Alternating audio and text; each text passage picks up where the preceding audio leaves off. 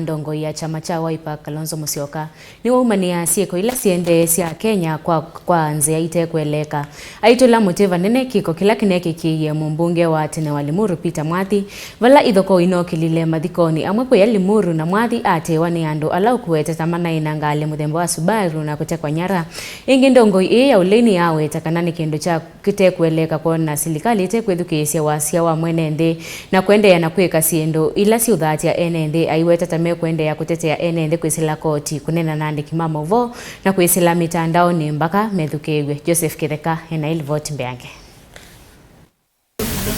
ainena na andiki mamovo maofisini make musini Wilovi wenda command center Kalonzo no muti syiko ila syiendee sya Kenya kwa Kwanza itekuleeka aitula muti Vanene kiko kila kinamukitikiie mumbunge wa tene wa Limuru Peter Mwathi na ulatina wa ithokoo ila inookilele mathikoni amwe kuya Limuru kavindani kala ula une munini wa president Rigathi Gachagua unafikite na ndutheni isu mumbunge usu wa tene Peter Mwathi aatiiwa ni andu ala ukuweta manaina ngali muthemba wa subaru na kutekwa nyara. The evidence is irrefutable. This was a state-sponsored attack and abductions. Honorable Mwathi is here with us today, and Honorable Reri is in hospital in Kiambu. They will tell the country their harrowing night of terror with a state-sponsored abduction squad. The Subaru boys. We condemn in the strongest terms possible this state-sponsored terrorism against its own citizens. A terrorist attack on one Kenyan is an attack on all of us, regardless of race, ethnic community, and political persuasion. An abduction of one of us is an affront to all who believe in a free and democratic society. We therefore call upon all Kenyans, irrespective of ethnicity and political persuasion, to call out this rogue regime and in one accord say no, no more state-sponsored terrorism. As I started talking about regime, there was a huge surge of youth who came specifically to the VIP tent. And I noted that VIP tent was like a target. So I was speaking and looking at them and trying to bring peace, telling them I'm peaceful, everybody who is here is peaceful. And they said, don't tell us about Rikichi.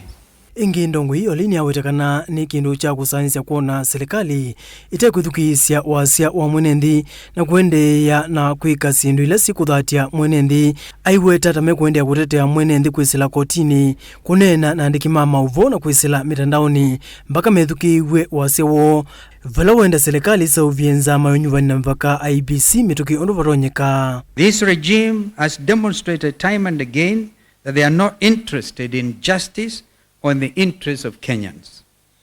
Since the tabling of the report in Parliament almost a year ago, on December 7th, 2023, the NADCO agreement has not been implemented. The few concessions on the cost of living have not even been honored. The matters relating to electoral justice have not been implemented, including evaluation of the 2022 election outcomes.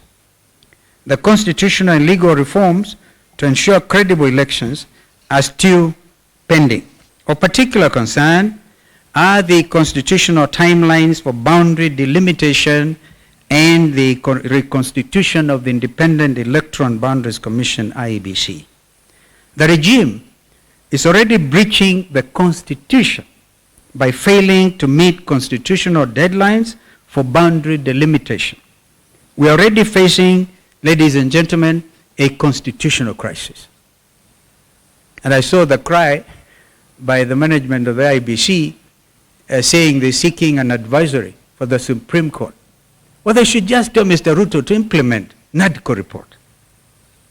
On IBC, the regime is not interested in the reconstitution of a credible commission. Through sponsored court cases, the process of setting up the panel has been frustrated.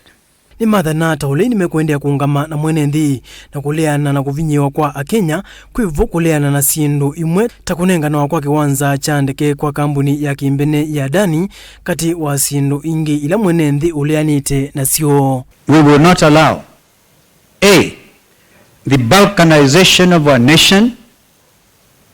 B, we will never again allow the rigging of elections. And C, we will continue to resist against oppression, come what may. Joseph Ithengeli vote vilingi wa Mauvo, Ndongoi TV.